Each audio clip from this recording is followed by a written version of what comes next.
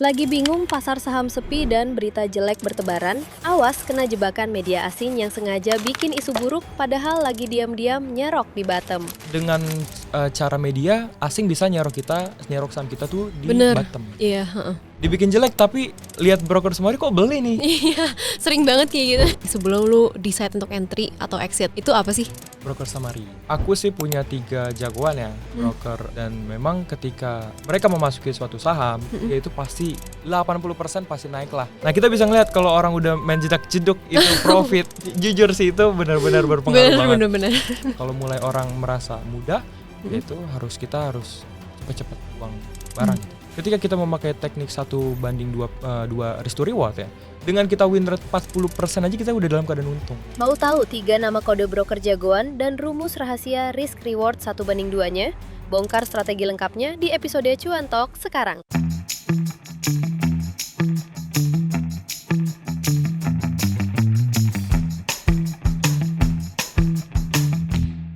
Halo investor ajaib, balik lagi di podcast Cuan Talks. Dan kali ini kita udah bareng sama Kak Vicky Ray, founder dari Saham Itu Simple. Dan hari ini pastinya kita bakal kenalan banyak sama Kak Vicky dan kulik-kulik lah ya soal komunitasnya dan juga cara style tradingnya. Nah, mungkin Kak Vicky boleh kenalin diri dulu juga dong ke teman-teman semua, kira-kira backgroundnya tuh apa, dan mungkin bisa jelasin sedikit komunitas Saham Itu Simple itu apa sih? Oke, perkenalkan teman-teman, nama gue Vicky. Gue adalah founder dari kelas Saham Itu Simple atau community Saham Itu Simple. Nah teman-teman, untuk gue pribadi adalah sebagai full time trader, tapi nggak benar-benar yang full time, karena memang beberapa gue itu masuk ke berbagai lini bisnis, tapi hanya sebagai investor. Jadi kalau ditanya ya trader dan investor. Oke. Berarti kalau untuk yang di pasar modalnya tapi full time trader gitu ya, Iya, investnya di real business. Betul. Overall pokoknya everyday itu pasti lihat sekuritas lah. Oke, nah tapi Kak Vicky sendiri tuh backgroundnya apa sih? Mungkin dari kayak kuliahnya atau mungkin kenapa bisa memutuskan, kan biasanya kalau orang yang di real business kurang suka dengan dunia capital market ya, apalagi untuk trading karena itu benar-benar short term banget. Sedangkan kalau real business tuh bisa dianggapnya kelihatan lah ya bisnisnya bikin duit berapa sih. Tapi kan kalau misalkan untuk di capital market mungkin banyak orang yang lebih skeptis ya, apalagi kalau orang-orang yang dari real business. Nah kenapa Kak Vicky bisa masuk ke capital market nih sebagai seorang trader tapi tetap juga invest di real business ya? Oke, memang yang pertama-tama aku pertama kali dikenalkan oleh saham itu dari saudaraku kebetulan. Nah itu di umur kalau nggak salah ya sekitar kelas 2, kelas 3 SMK ya kan. Kebetulan aku kan jurusan TKJ, dan di sana memang masa-masa SMA tuh kayak kita tuh masa-masa overthinking lah soal masa depan kan. Kayak ini mau jadi apa nih, gimana nih biar nggak membebani keluarga. Nah disitulah aku dipertemukan dan dikenalkan sama dunia saham, yang memang dari awalnya itu deposito kecil banget, kayak cuma 200.000 buat ngetes aja nih. Karena kan uang jajan anak sekolah kan kayak terbatas per minggunya. Akhirnya di situ dikenalkan, diajarin caranya trading, ya at least untuk jual dan beli saham deh. Akhirnya aku membeli, inget banget satu saham yaitu Goto. Ya itu di harga 90 lalu jual di harga 92. Oke. Dengan modal 200.000 itu kayak untungnya cuma berapa sih? Tapi di situ langsung aku lihat, wah ternyata bisa bisa dapetin uang nih dari ya sekedar HP kan. Kalau kita tahu, karena kan keluarga aku kan yang memang belum terbuka lah soal stock market kan. Nah disitulah pertama aku lihat, wah gila ini dapat untung segini. Ini modal segini gimana kalau modalnya besar gitu kan. Makanya di situ ya aku fokuskan benar-benar sebagai full time trader ya untuk di awal-awal sekolah. Tapi masih KTP orang tua Kak, belum KTP aku sendiri. Belum 17 soalnya ya. Belum 17, masih muda banget deh. Habis itu aku lanjut langsung kerja memang. Di situ aku langsung kayak nyari orang tua, nanti dulu deh, gap dulu deh. Ya udah fokus kerja dulu di mana. Akhirnya di situ aku bekerja ya sebagai marketing di bagian tekstil, kantor tekstil, dan uang hasil dari gajinya itu barulah aku sisihin ke dunia saham. Masuk pelan-pelan deposit kan, sampai di mana momen ada pesta IPO. Ya istilahnya yang zaman-zamannya Ratu. Jadi bahkan sebelumnya kayak zamannya brand itu IPO aku udah ada lah di situ. Di situlah baru muncul trigger, aku memang agak sedikit hack ya, aku bikin banyak akun tuh. Kayak teman-teman aku sering kan. Aku pencar, baru meledak, di situlah aku putar sampai sekarang. Udah lumayan lah. I see. Berarti benar-benar startnya from zero banget ya. Semua belajar sendiri, gak ada privilege dari keluarga yang emang udah ngerti dunia pasar saham juga. Tidak. Tapi semuanya belajar sendiri dan ngerintis sendiri gitu ya. Betul. Dengan modal yang kecil banget Tuh. sampai sekarang udah berlipat-lipat kali ya. Ya, bahkan daripada kayak Gojek, better aku naik busway aja lah. Ya. Kan Iya. itu lumayan kan Iya, 3.500 bolak-balik. Jadi memang expense-nya aku turunin biar depositnya makin banyak gitu. Oke, nah tapi kalau Kak Vicky sendiri sebenarnya style investasi atau tradingnya tuh kayak gimana sih? Boleh diceritain sedikit nggak? Apakah berdasarkan fundamental, teknikal atau gimana? Memang ada perubahan ya ketika kita zaman awal kenal saham itu kan by fundamental, kita kan long term. Kalau sekarang kayak aku lihat kayak ini pasti berpindah nih flow-nya dari yang fundamental blue chip ya ke konglomerasi dan lain sebagainya. Nah di situ ada perubahan memang. Kalau awal memang aku berpikir untuk cari dividen aja, kan? Itu masih uang masih dikit, bayangin udah mikirin dividen kan. Terus makin lama seiring waktu ya aku langsung switch lah menjadi swing trader. Pernah juga jadi scalper, tapi waktu kerjaan itu masih less lah, masih sedikit. Tapi pas sudah mulai aktif ya kan dan lain sebagainya, aku berpindah ke swing trader. Tapi swing yang memang bukan mingguan bahkan bulanan. Jadi lebih ke beli Senin pokoknya maksimal jual udah close. Oh oke. Berarti swingnya dalam day trading dong ya lebih? Iya, tapi dalam waktu ya 1 minggu. Oh dalam suatu oke. Cuman ada juga yang memang yang semi positioning yang lebih panjang, tapi lebih aktif yang mingguan lah. Oke, I see. Kenapa tuh awalnya ada shift gitu? Biasa kan awal pernah belajar fundamental kan, terus kenapa sekarang shift ke yang lebih short term gitu? Ya karena kalau kita lihat memang ya kita beli fundamental 5 tahun lalu, sekarang jadi apa sih? Ya istilahnya kayak gitu kan. Kecuali ya kita dapat dari dividen aja. Ya mungkin karena dulu itu keterbatasan equity dan lain sebagainya, aku berpikir untuk ya ini harus trading nih. Harus benar-benar gains. Apalagi kan memang ketika aku selesai dari kerjaan lama, ya aku masih terlibat mungkin, tapi jual beli aja lah ya di tekstil. Tapi kalau sekarang ini kalau dipikir nggak trading, dapat penghasilan dari mana nih? Ya kan. Memang udah aman lah, pokoknya udah aman. Tapi untuk terus bisa grow seperti apa? Makanya aku berpikir untuk trading. Dan memang lebih mudah lah dibanding kalau kita nunggu secara jangka panjang. Iya benar-benar. Karena sekarang banyak juga saham-saham yang bisa dibilang fundamentalnya nggak bagus-bagus amat, tapi lebih jalan. Ya eventually kita harus ambil yang lebih jalan dong ya. Kalau nggak opportunity cost lagi. Halo investor ajaib, coba deh kalian buka aplikasi ajaib kalian dan cek chart IHSG. Menurut kalian, IHSG di kisaran harga sekarang bakal to the moon atau malah longsor lagi nih? Coba tulis prediksi kalian di kolom komentar. IHSG ini kan sekarang ini sebenarnya kalau dari bottomnya udah naik lumayan ya. Sekarang ini lagi coba nembus resisten di 6.400-an yang masih gagal-gagal terus sebenarnya. Betul.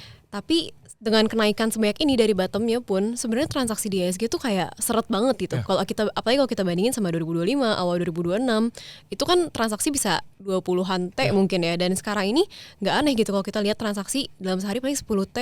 Sebenarnya transaksi masih seret banget, tapi banyak saham yang udah berterbangan gitu. Nah, kalau Kak Vicky ngeliat hal itu, apakah masih tipe yang kayak wait and see dulu aja karena sebenarnya situasi kan belum terlalu kondusif ya kalau kita ngomongin kayak gitu secara liquidity, atau udah mulai berani buat hajar-hajar saham lagi nih? Ya menurutku kalau udah kondusif mungkin IHSG udah 7.500 ya. Jadi kalau aku lihat memang dari awal tahun ya itu kan benar-benar yang liquidity perlahan mulai seret. Dan ternyata kalau kita flashback dari tahun lalu bahkan dari COVID dan lain sebagainya, ternyata ini tuh punya cycle. Jadi setiap market sideways atau bahkan bearish lah, itu yang dari all time high turun 40%, 30%. Ternyata waktu di fase bottoming dan accumulation, transaksi memang sepi Kak. Jadi hal yang normal sekarang ketika mungkin satu hari di bawah 10 triliun. Itu hal yang normal. Kenapa? Karena memang orang itu kan cenderung wait and see. Sedangkan smart money ya sekarang ya waktunya lah untuk akumulasi. Bukan buy ya, tapi akumulasi. Karena kalau buy kan bisa perspektif orang kan all in mereka, tapi akumulasi lah. Jadi semakin turun pun mereka semakin beli. Jadi menurutku hal yang normal. Nanti ketika sudah mulai stabil, kan memang kita diuji dengan beberapa faktor ya. Yang pertama itu dari lokal pergantian gubernur BI. Ini kan orang masih wait and see. Lalu juga kalau di luar global itu MSCI. Jadi memang banyak nih kekhawatiran orang yang memang menyebabkan ya udahlah wait and see aja. Cuman kalau menurut aku ya sekarang waktu terbaik untuk akumulasi gitu. Tapi kalau ngelihat kondisi market kayak gini kan tadi yang kayak Kak Vicky bilang sebenarnya kan masih banyak uncertainty ya yang nggak bisa kita remehin juga gitu. Ini masalah soal gubernur BI yang belum ada kepastian dan soal MSCI gitu. Nah sebenarnya Kak Vicky biasanya setiap sebelum entry position tuh nanya apa sih ke diri sendiri untuk bisa kayak punya conviction lebih lah di tengah kondisi market yang let's say masih belum terlalu kondusif. Oke, kalau kita lihat memang cara aku entry ya. Itu yang pertama-tama aku harus lihat tren besarnya terlebih dahulu. Jadi aku nggak mau beli kalau IHSG itu dalam keadaan bearish. Oke. Nah kita harus make sure uptrend. Ya udah valid nih sekarang. Kalau menurut aku sih udah valid ya. Karena kita udah di 5.300, terus terbang ke 6.400, dan itu high-nya itu lebih tinggi daripada lower sebelumnya. Jadi otomatis ya valid. Tapi belum valid banget kalau dia nggak membentuk yang namanya higher low. Dan ternyata memang turun dulu ke 5.600. Terbang lagi ke 6.400. Sekarang turun lagi dan mungkin akan ngejar higher high. Itu yang pertama yang aku harus make sure bahwasanya IHSG dalam keadaan uptrend. Karena memang kalau uptrend kan otomatis behavior masyarakat, biasnya kan berubah tuh. Orang yang awalnya mending jual jadi mending beli gitu kan. Nah itu yang pertama. Lalu yang kedua memang kalau dari segi saham aku lebih memilih dan aku memang memilih saham-saham yang dalam keadaan uptrend. Oke, iya. Tetapi dibarengi dengan akumulasi asing. Memang broker-broker yang menurut aku wah ini oke banget buat ikutin nih. Jadi aku melihat dari segi situ dan setelah itu ya udah aku langsung pasang trading plan-nya aja. Jadi aku nggak ngelihat yang memang faktor yang kita nggak bisa kontrol kayak MSCI nanti misalnya tiba-tiba ini, nanti misalnya gubernur BI diganti siapa. Nah itu kan sebenarnya membuang waktu ya. Jadi aku lebih berpikir untuk ya udah kita coba beraniin diri selagi memang uptrend, akumulasi asingnya kuat, ya udah. Berarti emang buy data aja ya? Buy data aja. Dan aku bikin sesimpel mungkin lah. Karena aku nggak pakai indikator. Banyak pokoknya indikator kan yang kita tahu kan. Aku cuma pakai volume, trend dan juga broker semari. Jadi simple. Makanya saham itu simple ya. Simple. Oke, nah Kak Vicky kan sebenarnya di pasar saham tuh udah lumayan lama ya. Kemarin pertama kali belajar ya zaman-zaman Goto masih 90-an. Pas lagi zaman SMK bahkan masih minjem KTP dari orang tua gitu ya.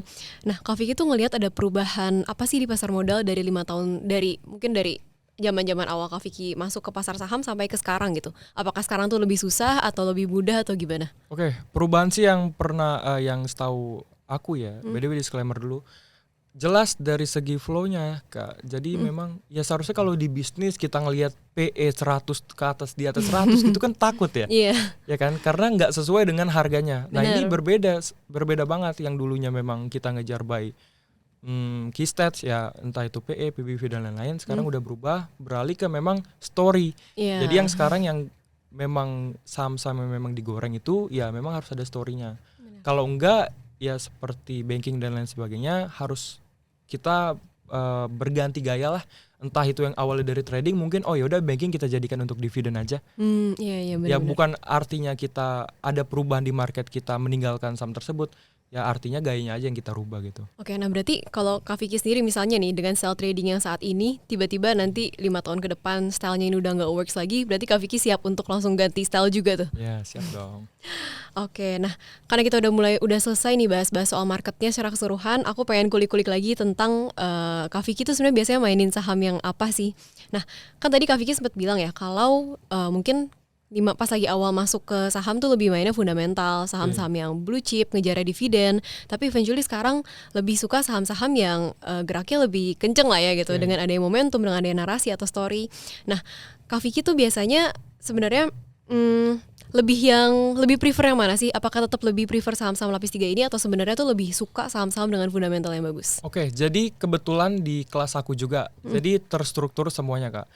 Jadi kita bisa memposisikan cash kita berapa persen. Jadi ada beberapa memang menu yang kita siapkan. Bahkan aku sendiri juga ya trading juga di sana lah. Yang pertama adalah positioning trade. Ya mungkin swing yang di kisaran 2 bulan, 3 bulan. Nah itu aku mainkan juga. Dan juga aku mainkan yang memang yang tadi aku udah sampaikan mingguan. Ya, jadi semuanya sih masih dimainkan. Tapi berbeda size-nya aja sih. Semakin high risk itu pasti size-nya itu semakin kecil. Berarti emang tetap risk managementnya di positioningnya aja lah ya. Tetap mainin yang saham-saham yang blue chip yang fundamentalnya bagus. Dan juga saham-saham yang bisa dibilang masih ngejar narasi atau story-nya ya di gerakan harganya. Bahkan BSJP juga ada gitu. Kayak beli sore, jual pagi. Oke. Sebenarnya kan kalau misalkan sekarang ya kita lihat dari kondisi yang lagi recovery lah ya IHSG-nya. Sekarang di 6.300-an. Iya udah yang naik cukup kencang juga. Saham lapis 2 dan lapis 3 lagi pada rally kencang. Biar gak ketinggalan momentum, kalian bisa manfaatin fitur Fast Trade di aplikasi Ajaib. By the way, saham second liner apa sih yang kalian lagi incer sekarang ini? Coba absen tikernya di bawah. Sebenarnya kan ini di drive sama 2 hal ya. Pertama emang yang aku notice pas lagi low-low-nya itu banyak banget saham-saham blue chip yang narik duluan. Dan sekarang ini tapi kelihatannya saham-saham blue chip udah mulai kayak ada shifting lagi ke saham-saham yang lebih ke second liner dan third liner gitu. Nah, kalau Kak Vicky sendiri di komunitas saham itu simple sebenarnya lagi banyaknya posisinya di mana sih? Apakah emang ikut di saham-saham lapis 2, lapis 3 ini atau tetap ada conviction sedikit gitu ke saham-saham blue chip yang eventually seharusnya bakal recover ikut bareng sama IHSG? Oke, jadi kalau kita perhatikan memang di 5.300 kan ada sedikit penguatan tuh. Iya. Kuat banget. Satu hari 7% kalau Iya, nggak salah. sempat 7%. Nah itu kemungkinan terjadi karena internal nge-buyback lagi. Salah satu contoh Aman di buyback oleh direksi dan lain sebagainya. Nah itu kan yang memang mendorong harga mereka supaya bisa naik. Biar paham analisis Kak Vicky di segmen ini, nyalain fitur moving average di aplikasi ajaib kalian. Coba jujur, di porto kalian sekarang ini lebih banyak saham-saham blue chip atau saham-saham lapis 2 dan 3 sih? Tulis di kolom komentar di bawah ya. Selanjutnya memang ada reason lagi, ternyata kalau kita lihat secara teknikal, dia tuh menyentuh area MA 200. Oke. Benar-benar kalau kita tarik trendline dari tahun 2000-an sampai sekarang, itu ternyata ketemu titiknya. Ya dari 2020, kalau nggak salah di 2015 atau 2008. Jadi ternyata ada memang nge-week yang memang kalau kita garisin itu tepat banget di 5.300. Nah, kalau untuk di kelas, jadi aku yakin banget flow itu berpindah-pindah lah, money flow berpindah-pindah. Jadi memang masih di awalnya banking atau blue chip lah kita sebutkan. Otomatis nanti ketika blue chip sudah di area yang mungkin stabil atau mendekati supply, pasti uangnya berpindah ke yang layer kedua. Setelah layer kedua pasti masuk ke layer ketiga. Jadi kalau aku pribadi sih ya sekarang memang lebih banyak mungkin 3 dari 7 saham itu adalah blue chip yang big lah. Yeah. Nanti kalau dia udah rally, uangnya berubah, langsung masukin ke layer 2, layer 3 gitu. Okay, Sweet saja sih, harus beradaptasi banget. Iya benar, dia harus rotasi terus aja ya, karena betul. masing-masing bahkan masing-masing sektor, masing-masing saham itu ada cycle-nya sendiri pasti kan. Bahkan di kripto juga. Iya benar, semuanya tetap ada cycle-nya lah. Nah, Kak Vicky kalau misalkan mengelola komunitas kan ya di saham itu simple, sebenarnya kalau kita lihat gitu ya, kebanyakan retail investor mungkin lagi pada banyak yang masih nyangkut gitu posisinya ya. Apalagi yang baru masuk di awal tahun ini dan kena hajar habis-habisan, mungkin banyak dapat harga-harga yang lumayan pucuk juga gitu. Betul. Yang sekarang walaupun dari cover ya belum nyampe ke harga-harga pas lagi awal tahun gitu. Nah, sebenarnya Kak Vicky biasanya kayak gitu bakal nyaranin untuk apa sih? Banyak nggak di study case gitu di komunitas Kak Vicky sendiri tuh kayak gimana? Ya kalau di komunitas memang kita percaya sama yang aku sampaikan juga di sini, bahwasanya setiap market punya cycle-nya. Jadi kita harus pintar memposisikan diri sekarang ini waktunya untuk kita agresif atau tidak. Mungkin dari awal tahun itu kita udah full cash kecuali memang nyangkut di satu saham BUM itu, ya kan, itu sampai grow down sekitar 50%. Cuman memang di 6.000 sekian itu menurut aku udah lumayan murah, walaupun memang kegocek tuh sampai 5.300. Tapi memang di fase dari 6.000 sekian sampai 5.300, aku menyarankan memang untuk terus akumulasi. Ya market kan punya cycle antara bull dan bear, dan kita memang kalau kalian mungkin teman-teman di sini yang transaksi tiap hari di saham A, di saham B itu kan biasa naik 5%, turun 10%. Dan teman-teman harus tahu bahwa saham yang kalian punya atau market yang kalian istilahnya mau posisikan diri di sana itu udah ada sejak puluhan tahun lalu. Jadi teman-teman jangan ke-trigger bahwasanya ada penurunan segini kita harus jadi takut gitu. Ya kita harus outlook kita tuh harus besar dan lebar lah teman-teman. Ya jadi kalau memang waktunya untuk akumulasi ya memang aku sedikit kontrarian Kak. Kayaknya aku terlalu berani atau gimana, pokoknya kalau hajar kayak tiap hari tuh kalau mungkin di bawah 5.000, di bawah 6.000 average down pokoknya. Karena kan kita masuk di sekitaran ISG 6.300, 6.200. Jadi pas drop, average down pokoknya. Nah, dan sekarang ya udah lumayan dora-dora nih. Nah, oke, Kak Vicky kan berarti lebih suka yang buy on weakness ya kalau kayak gitu. Iya. Nah, tapi kan pasti ada aja ya, apalagi di komunitas gitu. Banyak orang-orang yang apalagi kayak saham lapis 2, lapis 3 yang kalau sekalinya naik tuh bisa belasan persen, puluhan persen dalam sehari tuh mungkin banget. Nah, pasti ada aja dong dari teman-teman dari komunitas Kak Vicky yang FOMO eventually dan berusaha untuk ya pengen beli lah pokoknya, harga berapapun udah nggak mikir lagi gitu. Nah, biasanya Kak Vicky nyaranin mereka untuk gimana sih? Apakah tetap untuk saham-saham lapis 2, lapis 3 yang eventually kalau misalkan yang seperti yang kita tahu ya, sekali dia rally, kalau emang rallynya bisa lanjut terus, itu naiknya udah bisa kayak wah udah kemana-mana gitu. Oke. Tapi at the same time ada risknya juga kan. Kalau misalkan ngejar harga atas, bisa aja dia ternyata pullback dulu dan jadinya malah nyangkut dulu. Atau ternyata dia false breakout dan eventually ya ternyata emang gak sebagus itu, udah gak kuat, dia turun lagi. Biasanya Kak Vicky gimana sih nyaranin buat teman-teman di komunitas? Ya, jadi yang pertama bahwasanya memang benar terjadi ketika market ISG rilis 1%, secara data itu saham-saham mayoritas naiknya 4%. Iya. Jadi 1/4%. Dan kalau lapis 2, lapis 3 ini bisa lebih ngeri kan. Iya. Bisa 4%, 10, 20%. Nah, untungnya ini anak-anak kelas aku dengar aku bilang A ya A gitu. Oke. Jadi kalau mereka berpikir untuk mau masuk ke saham-saham yang memang agak beresiko lah kita sebutnya kan. Iya. Boleh dalam tanda kutip memang ISG kemungkinan akan terjadi yang namanya DCB. Nah, sedikit iya, DCB buat teman-teman yang belum tahu bahwasanya ketika market turun terus-menerus, ya itu pasti akan terjadi yang namanya pantulan. Karena DCB kan artinya dead cat bounce. Iya. Pantulan kucing mati kan. Jadi ketika misalnya kita naik ke misalnya let's say apartemen lantai 10, lalu teman-teman bawa nih yang namanya kucing tapi udah dalam keadaan mati kan. Iya. Lalu kita lempar, pasti ketika menyentuh dasar itu nggak langsung tek, nggak kan? Iya, tapi Pasti ada dia pantulan ya. tek pantulan. Nah, inilah yang aku make sure bahwasanya kalau kalian mau masuk ke saham yang beresiko, tapi aku nggak sarankan, ya better masuk di saat market lagi seperti itu. Ya, jadi kita pakai juga kok strategi DCB. Jadi ketika market lagi bearish pun sekalipun, kita masih cuan di situ. Karena manfaatin momentum Ya. pas lagi dia ada bounce-nya dikit gitu ya. Tapi nggak bisa banyak strategi kalau Iya, market lagi benar. bull kan swing Enak, semua dimainin iya. tuh. Tapi kalau di saat market bearish ya cuma satu aja. Tadi kan Kak Vicky kita udah sempat mention juga ya soal masalah mungkin dari S&P dan juga dari faktor eksternal gitu ya yang bisa berpengaruh ke market Indonesia. Kan sebenarnya sekarang ancaman yang masih kita tunggu-tunggu nih, masih tunggu kepastiannya yang emang dari awal tahun lah ya, orang-orang udah ngomongin semuanya masalah MSCI yang bakal Betul. ngedowngrade kita Betul. atau enggak gitu ya. Betul. Nah, menurut Kak Vicky sendiri berapa persen sih kemungkinannya kita tuh bisa sampai di downgrade ke frontier market? Kayaknya kalau di downgrade sih ya di bawah 50% sih. Di kalau bawah aku sendiri. 50%. Cuman pastinya aku udah antisipasi kalau hal itu terjadi. Jadi kalau isu turun kelas ini kan bukan hal yang bisa kita kontrol ya. Iya, Kita benar. kalau nunggu turun kelas ya berapa bulan gak dapat pemasukan gitu istilahnya Benar. kan. Gak bisa trading nih. Iya. Jadi ya menurut aku ya kemungkinan terjadi, kemungkinan tidak terjadi. Cuman yang kita fokuskan bukan di sana. Tapi bagaimana kita memanajemen resiko yang ada di diri kita. Misalnya let's say aku minta ke anak-anak kelas bahwa dari total equity kalian 10-20% tolong di cash, di sisain cash. Ya karena kan orang nggak berani juga all in kan. Iya. Dan juga memang dana darurat aku minta ke mereka bahwa 3-12 bulan pengeluaran itu harus sudah disiapkan. Dan di luar 10-20% equity kalian. Nah, amit-amit terjadi downgrade, pasti kan terjadi panic selling dong. Pasti. MSCI tapi kok kalau kita lihat memang size-nya itu sisa 0,46%. Iya. Jadi sekitar berapa puluh triliun aku baca tadi itu pasti keluar dari market kita. Tapi jangan lupa di frontier market itu udah ada indeks yang siap jadi standby kita. Jadi bukan di frontier kita langsung dibuang kayak gitu, enggak dong. Iya. Ada malah indeks-indeks besar yang memang bersiap untuk Nampung ya? standby nampungin.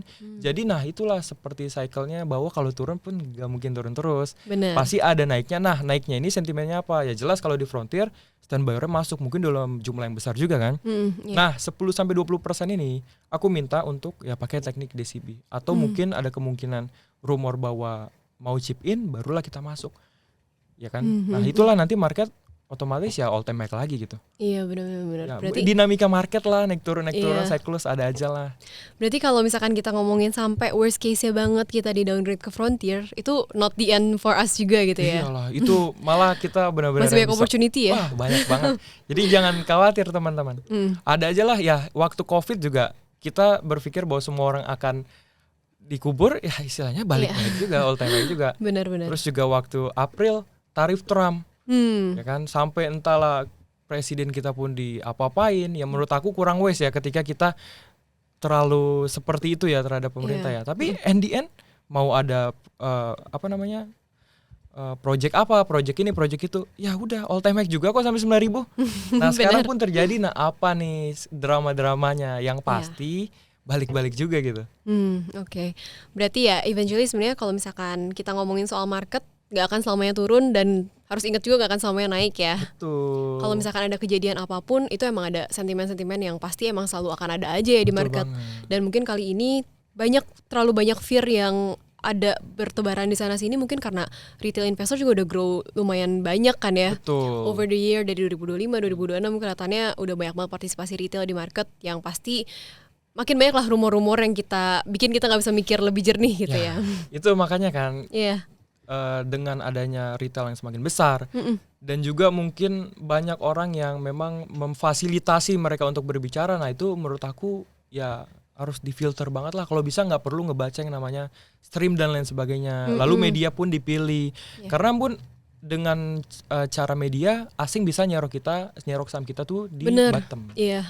Dibikin jelek, tiba-tiba dibikin jelek tapi lihat broker semua kok beli nih. Iya, sering banget kayak gitu. Sering banget kan, akhirnya kejadian. dinaikin lagi ke atas. Iya, Jadi iya. harus difilter juga sih. Harus objektif lah ya kita menilainya, harus semuanya by data. Betul. Ya kayak kalau kita ngomongin berita juga nggak semua berita bener ya sebenarnya. Bahkan aku tutup lah sosmed kalau lagi beres kan. Iya benar-benar supaya iya. lebih objektif lah ya. Betul. Semuanya. Karena kan aku bawa orang juga nih, moral juga nih kalau lagi bear market kan. Iya. Makanya aku tiap hari everyday tuh selalu udah tenang aja. Ini tuh opportunity lah buat kita. Kalau misalkan di kondisi-kondisi yang lagi risky kayak tadi ya, sebenarnya kapan sih Kak Vicky bisa memutuskan kapan kita harus reduce risknya, kapan kita harus wait and see dulu nggak ngapa-ngapain, dan kapan kita harus mulai agresif lagi? Apakah ada indikator tertentu kayak mungkin pakai moving average berapa untuk nunggu dia bounce ke situ, pakai technical berdasarkan money flow, atau gimana sih caranya? Oke, yang pertama pasti aku melihat dari flow ya, karena yang membuat IHSG drop kan karena flow dari asing juga. Iya.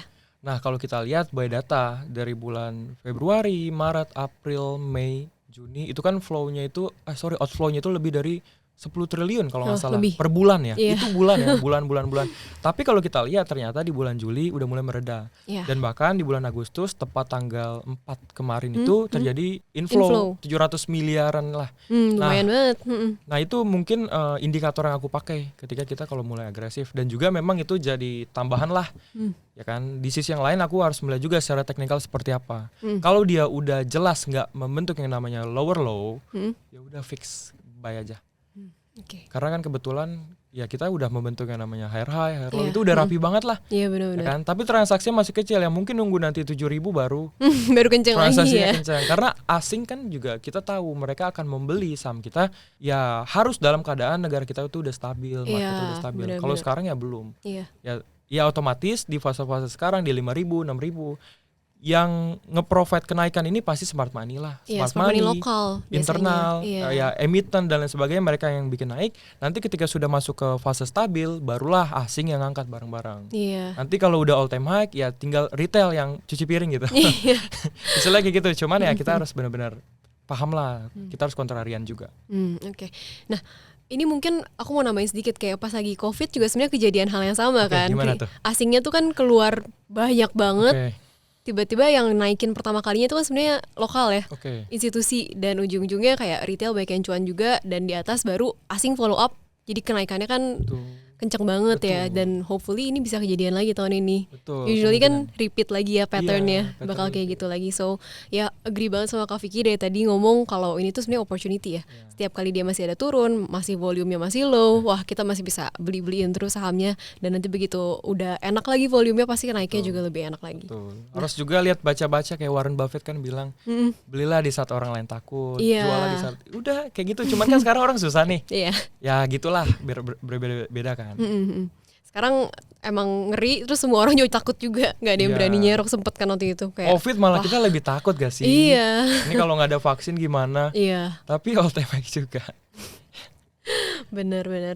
Oke nih, Kak Vicky sebenarnya aku pengen nanya-nanya soal komunitasnya ya. Kan tadi Kak Vicky udah mulai komunitasnya, tadi namanya Saham Itu Simple ya. Oh iya betul. Sebenarnya kenapa sih ngasih namanya tuh Saham Itu Simple, dan awal mula start community-nya itu karena apa? Oke, jadi yang pertama-tama kenapa saham itu simple? Karena aku mau membuat ya orang lain untuk menganalisis saham itu dalam sesimpel mungkin atau sesederhana mungkin. Ya kan? Kenapa? Karena aku lihat banyak banget orang-orang atau teman-teman aku mungkin yang di awal dia masuk ke pasar saham atau pasar yang lainnya, mereka tuh benar-benar yang profit memakai satu metode. Tapi and the end mereka mencoba ini ada metode baru, pakai indikator inilah, pakai indikator ini, akhirnya dicoba ya nggak konsisten profitnya, bahkan balik lagi minus gitu. Nah akhirnya pas mau berbalik ke metode lama, ya mereka udah lupa gitu caranya seperti apa, dan itu banyak banget lah aku nemuin orang kayak gitu. Makanya di Saham Itu Simple ya aku memang membuat ya bagaimana caranya supaya orang lain itu untuk trading saham atau investasi saham itu dalam keadaan sesimpel mungkin ya, menyederhanakan lah. Ya kalau untuk kenapa komunitas ini dibentuk, karena honestly kalau jadi full time trader kayak sepi deh. Iya. Day to day kayaknya ya cuma Sendirian mantau, aja ya. Nah, aku bersyukur banget sih dibentuknya komunitas ini, karena kayak ini misalnya aku lagi nggak podcast, ini aku ngezoom nih, bakal ngezoom sama anak-anak. Mereka dapat info dari mana, mereka ngobrol apa ini itu, jadi kayak sharing gitu. Ya menguatkan lah, saling menguatkan, dan juga bener. ya supaya memang semakin rame lah gitu. Bener. Jadi bisa saling tukar pikiran juga ya, karena kan banget. kita pasti ada bias tersendiri juga ya, apalagi kalau lagi megang barang. Jadi kayak dengan adanya pandangan orang lain, pastinya bakal lebih kondusif juga kan kita tradingnya. Iya, kayak aku ngasih metode, nih pakai cara metode A, Yeah. pokoknya kasih tahu ya saham-saham yang menarik, aku gituin, karena aku nggak mau yang aku sendiri juga tuh. Jadi kayak bener-bener bareng-bareng, belajar bareng lah. Aku dapetin 4 saham, teman aku dapetin 4 saham. Nah berbeda-beda, tapi ada benang merah yang didapatkan bahwa 2 saham di antara mereka tuh sama semua. Jadi kan 2 saham sisanya bisa jadikan referensi juga. Bener. Ternyata ini lebih menarik dari saham yang gue cari nih. Nah gitulah pokoknya, jadi sharing juga di sana. Dan mungkin yang kayak dari 3 orang nemu saham yang sama bisa jadi yang itu paling high conviction gitu itu dia, ya. Betul. Kayak aku kan juga, iya ternyata bagus ya. Aku Iya. nggak lihat gitu. Bener, intinya ya enak lah ya ada temen kayak Betul. pasti itu salah satu hal yang paling penting juga kayaknya di trading ya, harus punya circle, komunitas ataupun temen yang punya apa ya, kayak pemikiran yang sama lah ya, yang Betul. sama-sama emang make money di market juga. Ya. Pastinya itu juga bikin kita tradingnya bisa lebih bertahan lama lah ya, kita nggak keburu nyerah tengah jalan, Ya. bisa lebih objektif dan lebih Ya. cuan juga hopefully. Betul. Bahkan nggak cuma dari komunitas, nih nanti akhir tahun ada project camping bareng-bareng atau mau ke mana, ke Bali dan lain-lain. Ya udah kita aja gitu. Seru ya jadi Seru ya, banget sih. jadi temenan beneran Iya, ya udah kayak eventually. temenan, jujur ya. Oke, nah tapi kalau Kak Vicky sendiri ya, sebenarnya ada satu prinsip investasi apa sih yang paling harus dipegang teguh gitu? Berani untuk kontrarian di market, tapi harus memakai data yang akurat. Jadi aku benar-benar yang berani kalau di Januari kita berpikir untuk jual aja dulu deh. Udah profit juga kayaknya udahlah. Yeah. Cukup kan? Dan juga memang khawatir banget nih dari 7.000 ke 9.000 kan jauh banget ya. Ya udahlah nanti dulu. Akhirnya benar kontrarian kita jual juga, dan juga ketika nanti di bawah orang lain takut, ya kita langsung mencoba untuk, jadi kontrarian itu sangat penting, tapi jangan asal kontrarian aja. Ya kan, harus pakai data ya, mulai dari flow, ya lalu juga dari technical analysis, sentimen dan lain-lain. Nah, ini harus dipastikan gitu.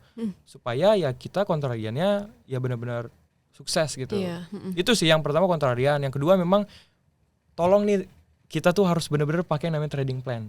Dan trading plan tuh nggak cuman misalnya beli set stop loss 5%, TP 5%, enggak, itu salah. Jadi yang benar itu kita pakai yang namanya risk to reward. Minimal 1:2. Yeah. Jadi misalnya kalian mau stop loss di 7%, ya taking profit di 15%. Dan asal kakak tahu ya, ketika kita memakai teknik 1:2 risk to reward ya, dengan kita win rate 40% aja kita udah dalam keadaan untung. Bener. Apalagi 50-60. Jadi kan ya nggak perlu lah kita yang tiap hari trading, tapi yang set SL, TP, kalau metode kita benar, ya aku yakin sih nggak mungkin win rate di bawah 50% gitu. Ya kan, dan itu benar-benar yang bikin kita grow. Jadi mungkin banyak teman-teman di sini yang di tengah jalan berhenti. Ya menurut aku harus benar-benar yang terstruktur lah, karena balik lagi teman-teman, kita nih trading dapatnya unlimited gitu, berbeda sama yang mungkin orang yang 9 to 5 ya itu kan terbatas tuh.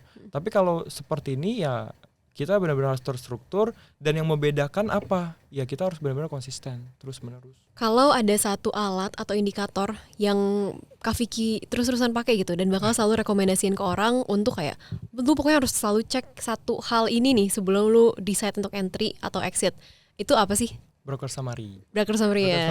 Kita lihat bagaimana, ya memang kan aku sih punya 3 jagoan ya, broker summary atau broker yang memang menurut aku ini oke banget. Dan memang ketika mereka memasuki suatu saham, yaitu pasti 80% pasti naik lah. Walaupun nggak yang 15, 20, tapi at least 10%, 7%. Tapi kan kita bisa set stop loss-nya di 3,5% gitu kan. Ya itu sih dari broker Semari. Dan juga memang indikator yang aku lihat ketika market bottom dan peak ya, itu yang penting nih, kita kan punya TikTok nih. Nah kita bisa ngeliat kalau orang udah main jedak-jeduk itu profit. Jujur sih itu benar-benar berpengaruh banget. Benar. Terus entah itu dia mau apa, aku nggak menyalahkan orang membuat kelas.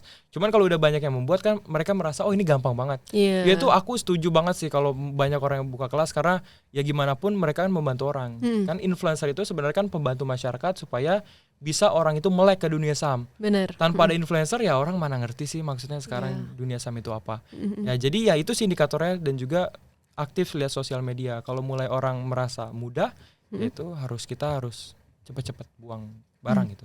Bahkan ketika kita ada posisi ya kalau bisa di close lah, profit dikit atau stop loss ya buang aja yang penting itu. Karena itu ya udah keramaian retail biasanya udah tanda-tanda waktunya smart money mau distribusi. Betul, ya. Karena lagi ada liquidity-nya nih. Iya, kadang kesian juga gitu ngelihat nyangkut di pucuk. Cuman ya gimana lagi kan. Yang penting kita bisa kasih tahu ke mereka ya indikator yang kita pakai seperti itu. So setelah nonton podcast ini, udah siap belum berburu saham multi-bagger selanjutnya? Langsung aja eksekusi hasil analisis kalian di aplikasi Ajaib Investasi. Jangan lupa subscribe dan juga nyalain loncengnya supaya kalian gak ketinggalan video selanjutnya. Last question nih Kak Vicky.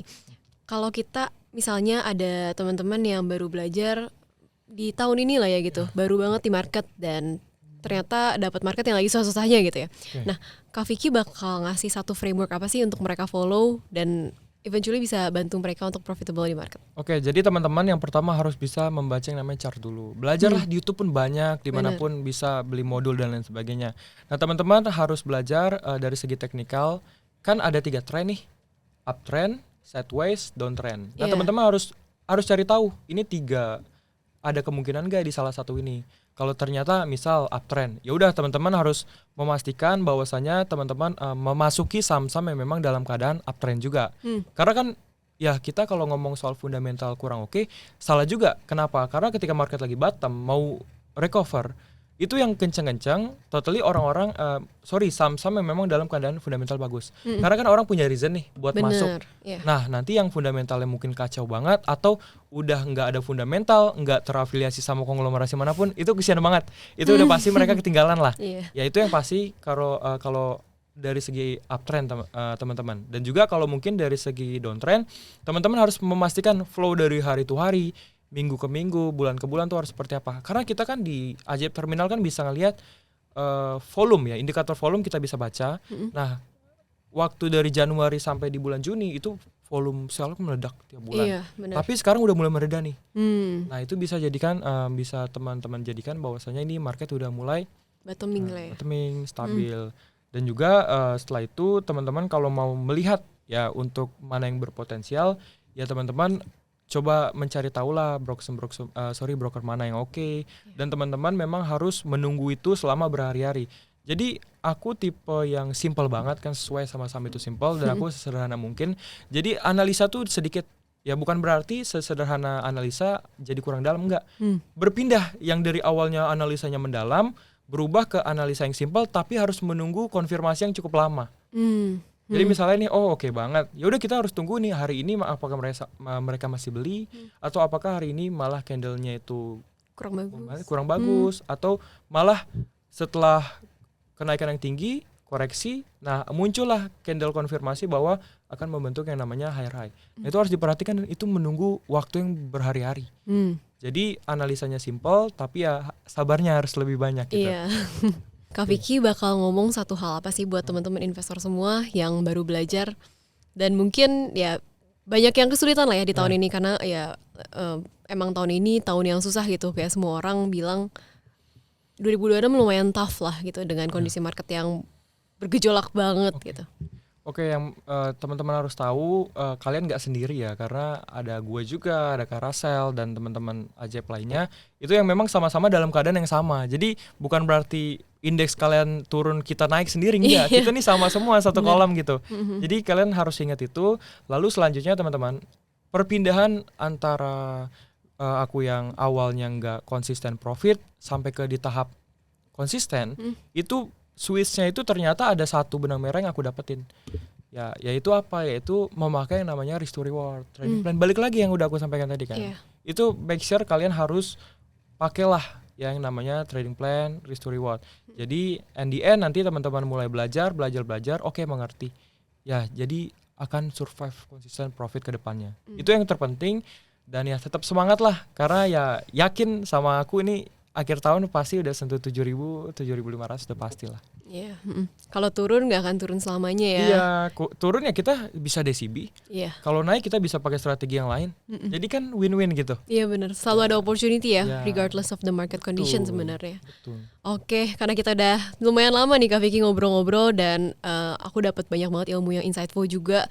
Tadi benar-benar kayak di-refresh lagi kalau sebenarnya ya again kayak sesuai nama komunitas Kak Vicky, seharusnya investasi dan trading tuh harus dibikin simple gitu ya. Betul, Dengan semakin kita makin ribet-ribet kayaknya wah kita makin udah mikirnya udah makin ngaco gitu. Betul. Dan dengan bisa mikir yang simple kayaknya kita juga bisa lebih objektif untuk menilai suatu kondisi gitu ya. Konsisten juga. Konsisten karena orang juga, nggak bener. konsisten kan karena dia memiliki framework yang Ribet ya. bermacam-macam Iya, ribet. capek duluan. Seminggu pertama ya semangat. Habis itu udahlah. Iya. Nah itu harus dibikin sesimpel mungkin. Ya, agree. So, thank you so much Kak Vicky sekali lagi and thank you juga teman-teman udah nonton podcast Cuan Talks kali ini. See you. Ajaib semua bisa.